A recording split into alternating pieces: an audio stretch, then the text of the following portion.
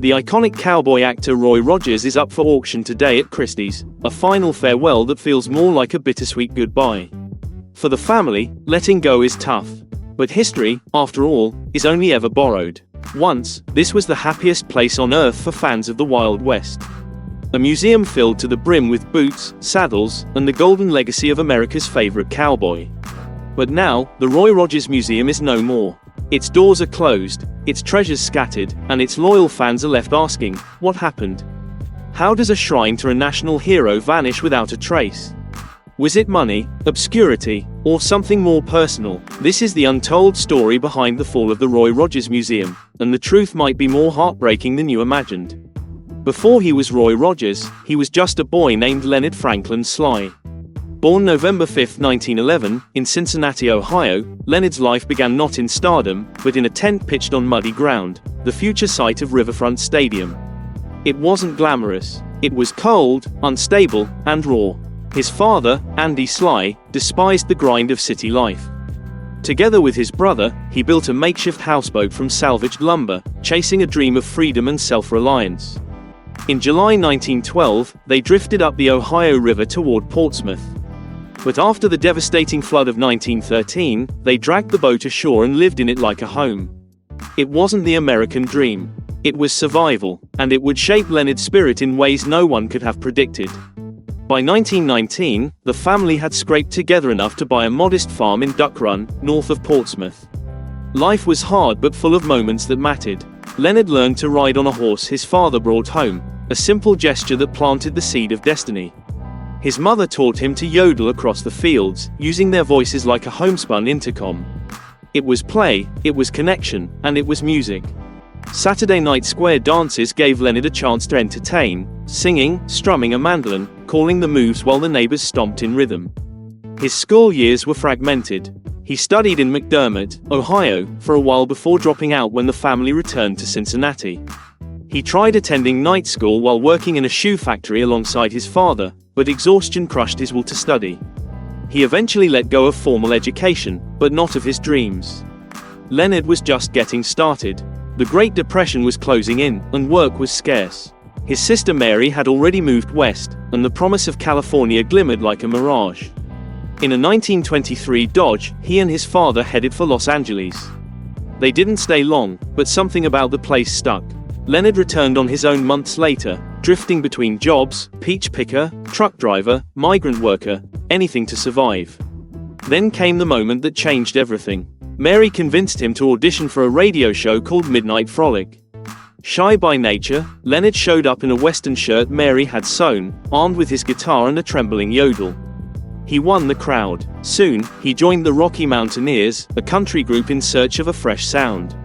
It was messy. Bandmates came and went. Gigs dried up. Leonard switched groups, stage names, even instruments. But the pull of the stage never let go. In 1933, he reconnected with Bob Nolan and Tim Spencer. Together, they formed what would become the Sons of the Pioneers. They were rough around the edges but full of hunger. Their harmonies were pure, their commitment, relentless. When fiddle player Hugh Farr joined, they had a new name, one a radio announcer made up on the spot, the Sons of the Pioneers. They signed with Decca Records and recorded hits like Tumbling Tumbleweeds and Cool Water. In no time, they exploded onto the national stage. What began in dusty parlors became a radio sensation. Leonard Sly was making a name in country music, but a new identity was waiting just around the bend. In 1938, when cowboy legend Gene Autry had a contract dispute, Republic Pictures went looking for the next singing cowboy. They held auditions across the West. Leonard tried out, and won. The studio gave him a new name, Roy Rogers, honoring the great Will Rogers. His first starring role came in Under Western Stars, and just like that, a legend was born. Roy Rogers wasn't just a singer anymore. He was a silver screen hero, galloping across Technicolor plains with a six-shooter on his hip and a song in his heart. His horse, Trigger, became a sensation in his own right. Kids lined up for autographs. Roy's face was on lunchboxes, comics, toys, even cereal boxes. He starred in over 100 westerns, most of them B-movies, but they had heart, humor, action, and moral clarity. He was the man in white, fighting for what was right. Roy embodied loyalty, bravery, and kindness in a world that was desperate for role models. But he wasn't just an icon, he was a businessman, too. He smartly negotiated merchandising rights, making him one of the highest-paid entertainers of his time. He understood the power of image and protected his with care. Alongside Dale Evans, his co-star and soon-to-be wife, Roy helped build not just a media empire, but a cultural landmark. The Roy Rogers Museum wasn't an afterthought. It was the final chapter in a life devoted to joy, justice, and the open trail. But before it could open, Roy had to live a life big enough to fill it. How does something so beloved, so steeped in love and legacy, fall apart? The answer lies in the rise of a Western legend and the dream of a museum. By the 1940s, Roy Rogers wasn't just an actor, he was a cultural monument. He starred in film after film, his music moved hearts, and his character inspired generations. But it wasn't just talent that elevated him, it was who he was. To millions of Americans, Roy Rogers wasn't a persona, he was a promise. The promise of decency, honesty, and grit. His fame was meteoric. He became the first Western star to harness the full power of cross-platform stardom. He wasn't just on movie screens, he was on radio waves, in comic strips, on records, and in bedrooms, tucked into dreams. He made more than 100 movies, many with Trigger, his golden Palomino, and Bullet, his loyal German Shepherd. These animals weren't sidekicks, they were family. Trigger became legendary, performing tricks, receiving fan mail, even going on tour. Fans believed he was the smartest horse in Hollywood. When Trigger died in 1965, Roy had him preserved. Not for vanity, for memory, for storytelling, for fans who loved Trigger almost as much as he did. Roy Rogers wasn't building a brand. He was building a legacy. And he wasn't alone. Dale Evans, his on-screen partner and off-screen wife, was every bit his equal, a gifted performer, a woman of faith, and an advocate for children and families. They raised a blended family with biological and adopted kids, enduring heartbreaks including the loss of their daughter Robin, who had Down syndrome. But they turned sorrow into purpose, raising awareness, giving back, and promoting adoption. Their Christian values ran deep. They supported charities, championed children's causes, and stayed true to the fans who made it all possible. Their theme song, Happy Trails, penned by Dale, wasn't just a goodbye, it was a benediction. The 1950s brought Roy to television. The Roy Rogers Show ran from 1951 to 1957, bringing his values into homes across America. Dale was right there beside him, a partner in every sense, not a damsel, but a co-star in wit and grit. Roy played the sheriff and rancher, Dale brought heart and humor. Their animals were part of the cast, and part of the myth. Merchandise followed. Roy was everywhere, on pajamas, toys, comic books, and lunchboxes. His licensing revenue rivaled even Walt Disney's. At his peak, Roy Rogers wasn't just a performer. He was an ecosystem, a world of values wrapped in spurs and smiles. But through it all, he remained grounded. He lived modestly, he stayed loyal, he stayed real, and when the time came to build a museum, it wasn't ego that drove him. It was love. The Roy Rogers Dale Evans Museum opened in 1967 in Apple Valley, California. It held decades of memorabilia, guitars, costumes, autographs, and the heart of a generation. It wasn't just a collection, it was a thank you letter to his fans. Trigger was there, lifelike and still proud. Bullet stood guard. Nellie Bell, the old Jeep, waited nearby. But running a museum is hard, and time marches on. By the late 1990s, Roy was in his 80s. He made fewer public appearances, but never lost his love for the fans. Even near the end, he'd show up at the museum, unannounced, white hat and bolo tie still shining. For some lucky visitors, it was like stepping into a dream. He would shake hands, pose for photos, and thank visitors with genuine warmth for keeping the spirit of the West alive. When Roy passed away in 1998, the museum became hallowed ground for his admirers. His death marked more than the end of a life, it was the closing of an era. Tributes came in from celebrities, politicians, and lifelong fans. President Bill Clinton praised Roy's contributions to American culture, calling him a symbol of courage and kindness. It seemed the museum, once a passion project, would now stand as a lasting memorial to everything Roy had built. But behind the heartfelt tributes, cracks were forming. Attendance started to drop. As the generation who grew up with Roy grew older, fewer young people made the pilgrimage to Apple Valley. Even with efforts to modernize exhibits and make them more interactive, the museum began to feel like a time capsule, beautiful, but increasingly disconnected from the mainstream. Westerns had faded from pop culture. Roy Rogers became a name tied more to nostalgia than relevance. And running a museum required more than love, it required sustainable income. Insurance, staffing, maintenance, all of it cost more than the Rogers family could shoulder. Roy's son Dusty worked tirelessly to keep things afloat, but passion alone couldn't stop the tide. In 2003, the museum was moved to Branson, Missouri, a town known for its tourist-friendly charm and love of traditional Americana. At first, the move seemed promising. Visitor numbers improved, there was renewed energy, but the underlying problems remained. The truth was inescapable: legacy couldn't pay the bills. Roy had always been a realist. Before his death, he told his children, "If the museum ever became a burden, don't carry it out of guilt." He understood that even dreams must make peace with time. In 2009, that moment came. The family made the heartbreaking decision to close the museum's doors for good. Everything, from Roy's first guitar to Trigger's saddle, was set for auction. For fans, it felt like losing a friend. The museum wasn't just a building, it was a bridge to the past, a safe place where memories rode tall in the saddle. The auction, held by Christie's, was emotional. Hundreds of artifacts found new homes, in private collections, museums, and among fans who saw the sale not as an end, but as a new way to honor Roy's legacy. Trigger was purchased by RFD-TV's founder, Patrick Gotch, who vowed to keep him on public display. When Trigger's stunt double and Dale's horse were sold, someone in the room began to softly sing "Happy Trails."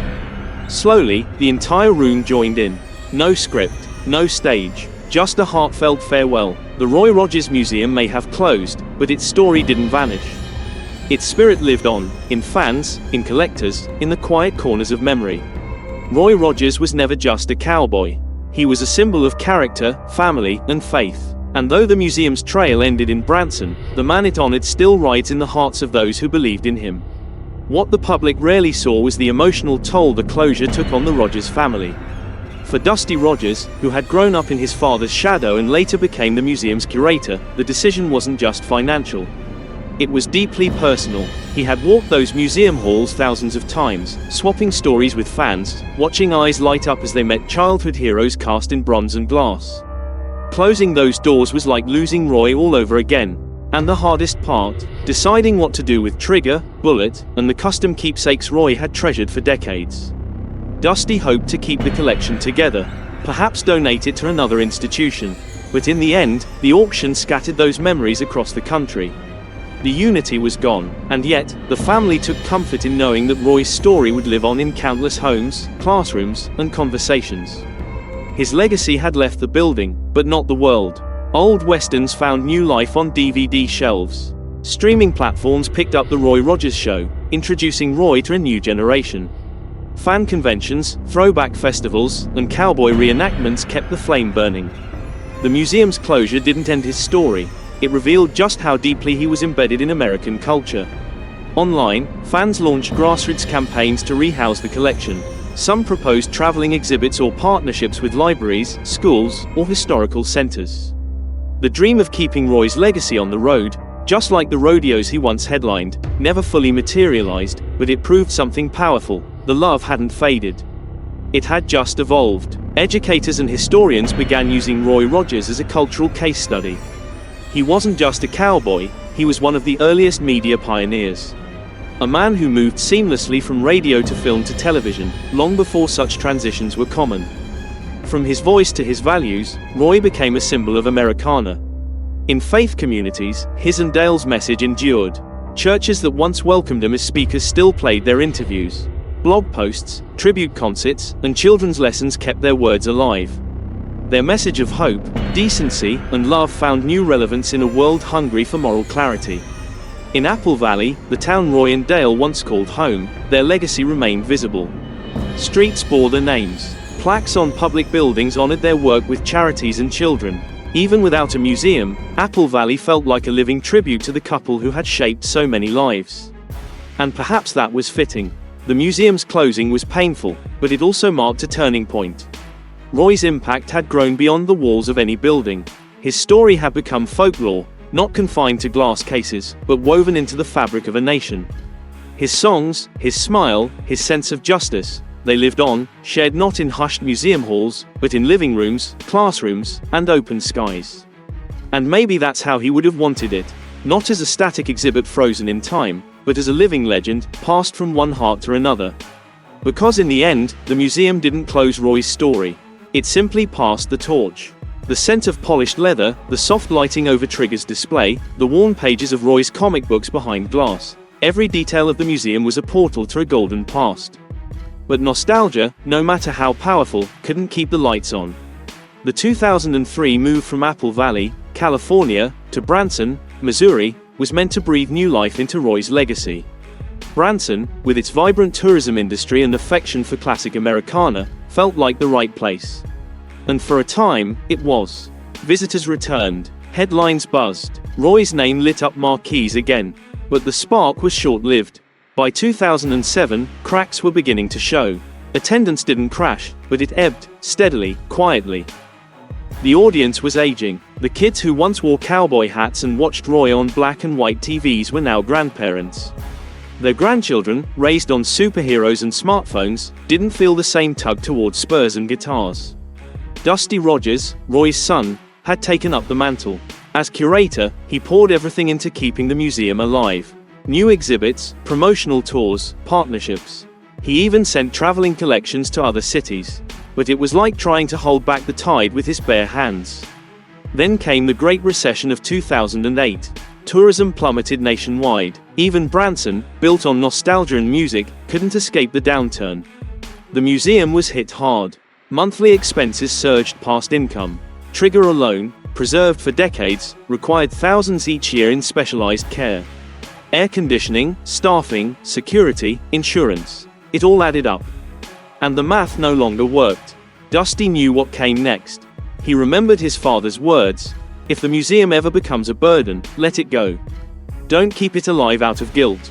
Roy Rogers didn't want his legacy propped up artificially. He wanted it to thrive, or to rest. And so, in late 2009, with heavy hearts, the family made the call. The Roy Rogers Dale Evans Museum would close. No relocation, no reinvention, just a quiet, dignified farewell. What followed was one of the most poignant pop culture farewells in recent memory, the Christie's auction of July 2010. It wasn't just a sale, it was a final send-off. Over 300 items, each with its own story, went up for bid. Fans came not just to buy history, but to preserve it. Trigger, Roy's iconic golden palomino, was the star. Taxidermied in 1965, he stood proud and still, a monument to loyalty, grace, and showmanship. Bidding was fierce. He sold for $266,500 to Patrick Gotch, founder of RFD-TV, who promised to keep Trigger in public view. And he did. Trigger now stands at RFD-TV's headquarters in Nebraska, still watched over by those who remember. Bullet, Roy's German Shepherd, was sold for $35,000. Dale's horse Buttermilk fetched $25,000. Even Nellybell, the beloved Jeep from the TV show, sold for $116,500.